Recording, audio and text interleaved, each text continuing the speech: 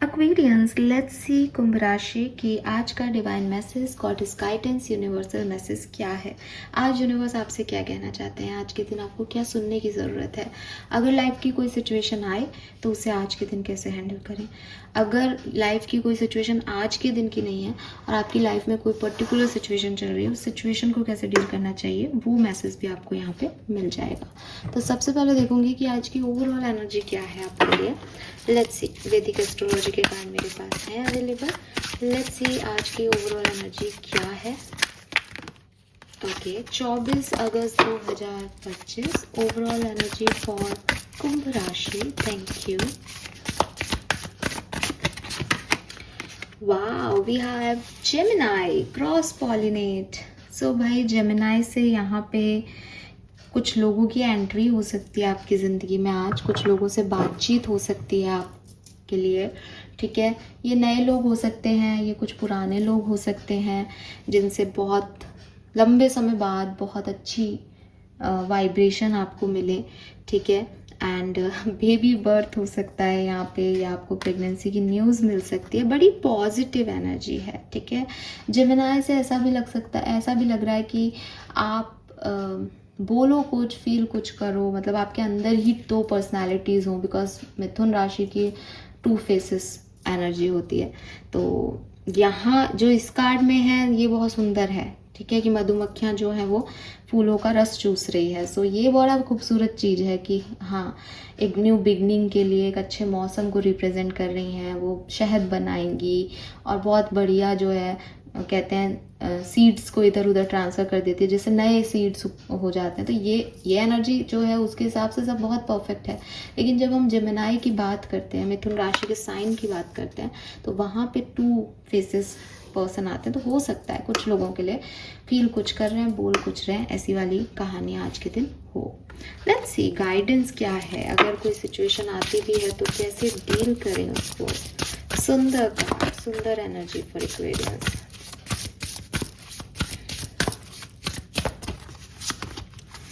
Yes, we have homeward, the garden. Wow, beautiful. Green colour Aquarius, green colour आपके लिए बहुत अच्छा है आज के दिन। पेड़ पौधों के साथ जुड़ना, हरियाली के साथ जुड़ना, मदर अर्थ के साथ जुड़ना आपके लिए बहुत अच्छा है। आप देखो, दोनों कार्ड आपको ग्रीनरी रिप्रेजेंट कर रहे हैं। मेन कार्ड जो एनर्जी रिप्रेजेंट कर रहा है वो फ्लावर की एनर्जी के साथ है, नेचर की एनर्जी के साथ है। तो नेचर आपको बहुत हील करेगा। संडे का दिन है, थोड़ा सा टाइम निकालें, बिताएं अपना टाइम नेचर के साथ। और 66 की ऊर्जा है, 44 की ऊर्जा है। ब्यूटीफुल, बहुत बढ़िया दिन एक्वेरियस।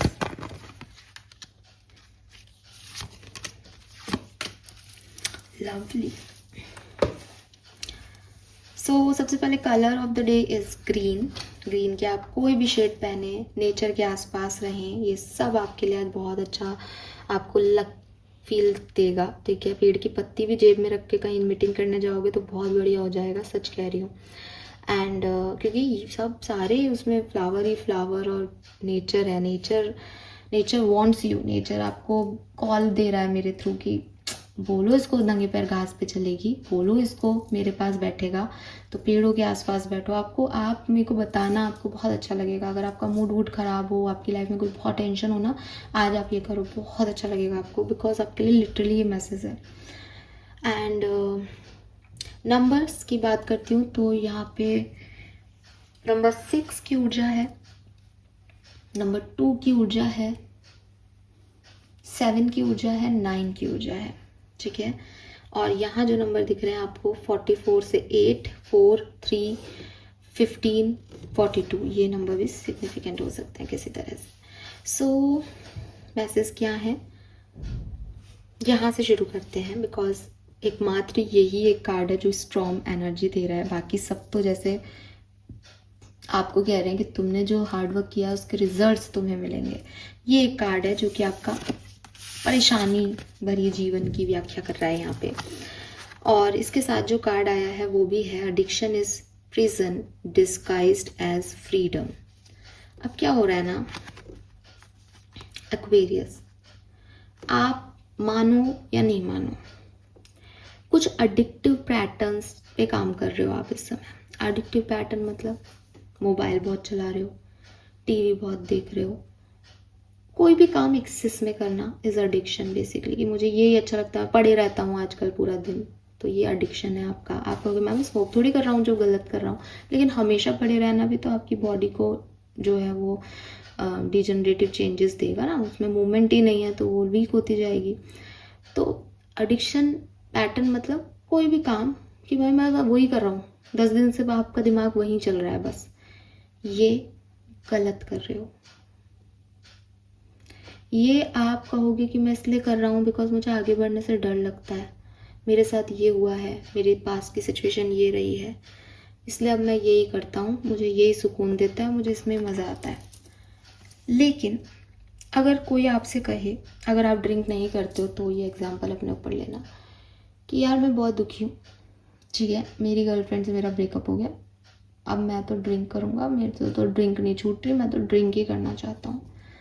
आप नहीं ड्रिंक करते, 6 महीने पहले आपका भी ब्रेकअप हुआ था, आप उस व्यक्ति को क्या कहोगे कि यार सेम पेन से मैं गुजरा, ठीक है, पेन अपनी जगह है और अल्कोहल अपनी जगह है, तो तू ये गलत समझ रहा है कि तेरा पेन इससे ख़त्म हो जाएगा, क्योंकि पेन मैं भी दर्द में हूँ, मैंने नहीं लिया फिर भी मैं ठीक हूँ आज। तो ये जो एडिक्शंस हैं, ये आपको लगता है कि आपके किसी तूफान के पेन को आपको कम कर रहे हैं, ये है ना, ये सिर्फ हमारी सोच में है, ये सिर्फ मेंटलिटी है कि नहीं ऐसा हो रहा है तभी मैं ठीक फील कर रहा हूँ। आप अगर इनसे निकल के देखोगे तो भी आप ठीक फील करोगे, बिकॉज वो पास्ट था। बस आप मुड़ के मत देखो उसको, आप निकल जाओगे, बट आप उस एक सिचुएशन को लेकर के और एक एडिक्शन लेके बैठ गए हो अपने अंदर कि अब मेरे पास करने को कुछ नहीं है, पहले तो मैं ना गर्लफ्रेंड से या बॉयफ्रेंड से बातें कर लेता था, तो साहब अब मैं तो है ना बस ऑनलाइन ही रहता हूँ। तो हमेशा क्या ऑनलाइन रहना, अगेन फिर मैसेज आपको मदर अर्थ दे रही है, थोड़ा सा बाहर घूमो, नेचर की तरफ जाओ, नेचर को देखो, ठीक है। सो मैं ये एग्जांपल ब्रेकअप का ले रही हूँ, लेकिन ये कुछ भी हो सकता है। मेरे को मनी लॉस हो गया, मेरा मन नहीं है काम बिजनेस करने का, मैं बिजनेस नहीं करता, मैं घर में सोता हूँ। कब तक सोओगे यार, छोड़ो इस एडिक्शन को। तुम्हें लग रहा है कि तुम इस चीज़ को करके उससे पार पा रहे हो, लेकिन ऐसा नहीं हो रहा। सिंपल मैसेज ये है, ठीक है। सो चाहे आपकी ईटिंग हैबिट भी बहुत ख़राब होगी इस समय, ऐसा मैसेज आ रहा है यहाँ पे, आप जल्दी खाते हो, आप ज़्यादा खा रहे हो, आप गलत खा रहे हो, तो अपने एनर्जी में आप क्या कंज्यूम कर रहे हो उसके ऊपर फोकस करो। और अगर आपको लगता है कि यस मैंने आपको पकड़ लिया है, तो आप उसको छोड़ दो, ठीक है। एंड यकीन मानो, फालतू में किसी से गॉसिप करना, अब एक छोटी सी बात को दिल का ताड़ बनाना सिर्फ इसलिए कि हमें किसी से बात करने को मिल रहा है, और फ्लर्ट करना, टीवी देखना, हर किसी भी तरीके का एडिक्शन हो सकता है। खाना ही खाते रहना, फ्री है तो कुछ खा ही लिया लेके, इन सब से बचो। जब तक जिस चीज़ की ज़रूरत नहीं है उस चीज़ को अपने ऊपर हावी मत होने दो, क्योंकि ज़रूरत से ज़्यादा स्वतंत्रता भी खराब होती है एक्वेरियस। आपको ग्राउंडेड होना चाहिए, वरना पतंग जो है वो अगर रस्सी के कंट्रोल में नहीं रहे, रस्सी मतलब मांझे के कंट्रोल में नहीं रहे, तो वो गिर जाएगी, कहीं टपक जाएगी। तो ये कंट्रोल होना चाहिए। तो जैसे स्वतंत्रता आपको छीन लेती है, वैसे ओवर अटैचमेंट्स, ओवर एडिक्शंस भी आपको बर्बाद कर सकते हैं। तो देखो क्या ऐसा पैटर्न चल रहा है, उसको वहीं रोक दो, ठीक है। बाकी यहाँ बहुत सुंदर सुंदर कार्ड है जो मैं आपको बताती हूँ। We have home word, shadow alchemy के साथ आया है ये card. Turn shadow into gold by shifting your awareness. सिर्फ और सिर्फ एक्वेरियस ज़िंदगी को ये नहीं देख के कि मैं अकेला रह गया या अकेली रह गई, ये देखना शुरू करें कि यार शायद ब्रह्मांड मुझसे जुड़ने की सोच रहा है। क्योंकि जब हम किसी के साथ होते हैं तो वह सब उसके साथ ही रह जाते हैं, फिर हम बाकी लोगों से नहीं जुड़ना चाहते। लेकिन जब हम अकेले होते हैं, हमको कोई जो है हमारे पास कोई नहीं होता, तब हम नेचर से जुड़ते हैं। जब हम कलेक्टिव एनर्जी से जुड़ते हैं तब हम ब्रह्मांड से जुड़ते हैं। जितनी भी स्पिरिचुअल अवेकनिंग की कहानी आप सुनोगे, आप देखोगे कि भगवान ने उनको बड़ा परेशान किया पहले सोल्स को। और परेशानी उन सोल्स को आती इसलिए ताकि वो इस स्पिरिचुअलिटी का रास्ता ले। जो सोल यहाँ इस पृथ्वी पे मज़े कर रही है, एंजॉय कर रही है, जिसके पास 2 लोग हैं जिनसे वो बात कर रही है, हंस रही, खेल रही है, खुश खुश सब चल रहा है, वो तो इस मटेरियलिस्टिक वर्ल्ड में अटकी हुई है। उसकी परेशानियाँ क्या होंगी? पैसा कमाना है, ये खरीदना है, अपने पति से प्यार पाना है, वाइफ से प्यार लेना है, कॉलेज में पढ़ना है तो नंबर अच्छे लेने हैं, बच्चों का ध्यान रखना है, ज़्यादा बड़े हैं तो, और बहुत ही बुजुर्ग हैं तो ज़िंदगी अच्छे से कट जाए, बुढ़ापा अच्छे से कट जाए, तो वो तो इन सब चीज़ों में फंसा हुआ है। उनकी मांगे भी यही होती हैं भगवान से, वो इसी चीज़ को जीते हैं, बहुत बढ़िया। लेकिन जिन लोगों को यूनिवर्स बहुत ज़्यादा तकलीफ देता है, परमात्मा परेशान करता है, उसको परमात्मा अपनी तरफ ध्यान देता है कि भाई सभी तुम मटेरियलिस्टिक चीज़ों में और माया में चले जाओगे तो मैं क्या करूँ, मेरी तरफ कौन आएगा, मुझे भी तो जानो।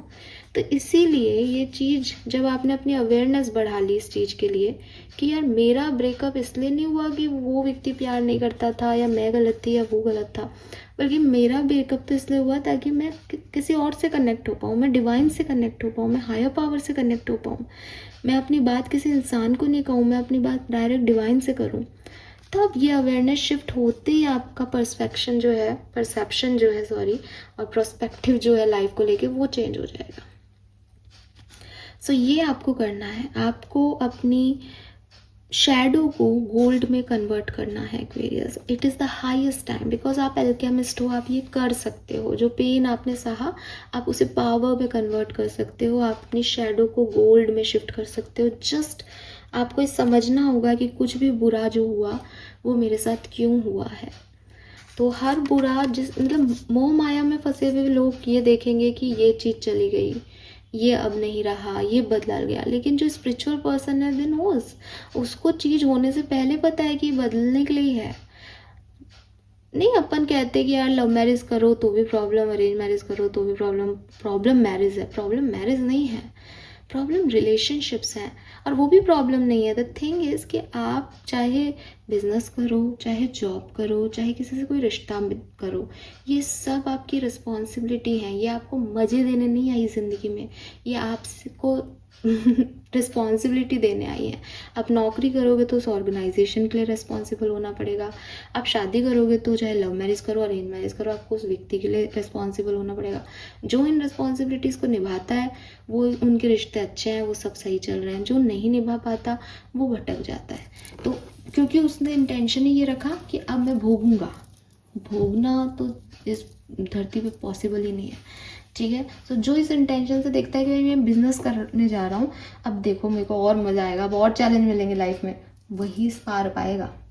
जो ये सोचेगा मैं ये बिजनेस शुरू कर रहा हूँ मेरे को बहुत सारी बरकत मिलेगी, नहीं भाई, बरकत भी मिलेगी, चैलेंजेस भी मिलेंगे। That is the life only, ठीक है। सो आप एक स्पिरिचुअल जर्नी पे अगर हो तो अपने परसेप्शन को खुद की ज़िंदगी के लिए बदल डालो। अकेले भी खुश रहा जा सकता है, अकेले भी जो है प्यार दिया जा सकता है, पेड़ पौधों से प्यार किया जा सकता है, जानवरों से प्यार किया जा सकता है। एंड किया जा सकता है मतलब ये नहीं कि तुम्हारे पास कोई नहीं है तो बेचारे इनसे कर लो, अब क्या है, तुम दीवारों से प्यार कर लो ना, कौन है, नहीं भाई, वो जवाब देते हैं। ओशो का भी मैं कल परसों ही मैंने ये देखा है, बड़ा अच्छा लगा मुझे कि पत्ता ही परमात्मा है। एंड उन्होंने बहुत ही अच्छे से बताया था कि भाई जो पत्ता है उसमें क्लोरोफॉर्म है, वो जो है ऑक्सीजन बना रहा है, और ऑक्सीजन से इंसान जिंदा है। तो परमात्मा कौन हुआ? पत्ता, पेड़ पौधे, मदर अर्थ, नेचर। तो अगेन बहुत प्यारा कथन है, इसको समझें आप भी। और ये कार्ड ही आपके लिए तो मदर अर्थ के आ रहे हैं, तो आपको तो समझना चाहिए ये। Then we have heal through art and the garden, something lovely will grow from this.